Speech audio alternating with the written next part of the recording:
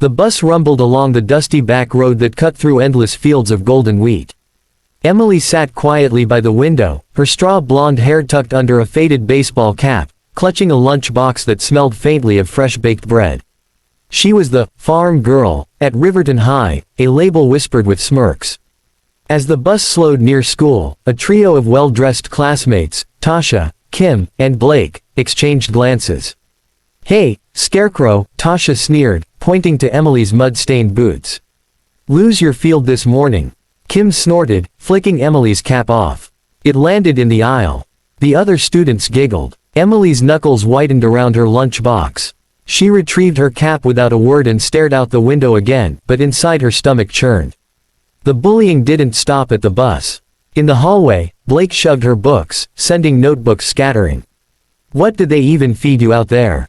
he mocked. Emily's jaw tightened. She had promised her father she wouldn't fight, that she'd let small minds be small. Still, their cruelty burned. That afternoon, the school hosted a team-building day at a local obstacle course, a course Emily knew well. It had been designed by her uncle, an ex-Marine, who'd helped train her since she was 12. She could scale ropes, balance beams, and haul 50-pound hay bales with ease. But none of the bullies knew that. As the buses rolled into the camp, the trio of tormentors kept up their jeers. "Bet she thinks hay bales are gym equipment," Blake whispered. Emily simply smiled, a small, knowing curve of her lips. She was done being their target, but not by yelling or swinging back. She would let the course speak for her. When the instructor divided them into teams, fate, or perhaps karma, placed Emily and her bullies together. They'd have to rely on her to finish the course. Emily tied her hair back, rolled up her sleeves, and stepped to the starting line, boots steady in the dirt. The whistle blew. The first obstacle was a towering wooden wall. Blake jumped and scrabbled but couldn't grip the edge. Kim shrieked as her manicure chipped against the rough wood. Tasha cursed under her breath. Emily, calm and sure, dug her boots into the earth, grabbed a rope, and scaled it in seconds. She perched at the top, looking down at her teammates, their faces pale. "Need a hand?" she asked coolly. They blinked up at her, stunned. Emily anchored the rope and coached them through, showing them footholds, bracing their weight. One by one they scrambled up, trembling. By the time they reached the other side, their jeers had melted into wary silence. Next came the mud crawl. Emily breezed through, elbows pumping. Tasha hesitated, gagging at the muck.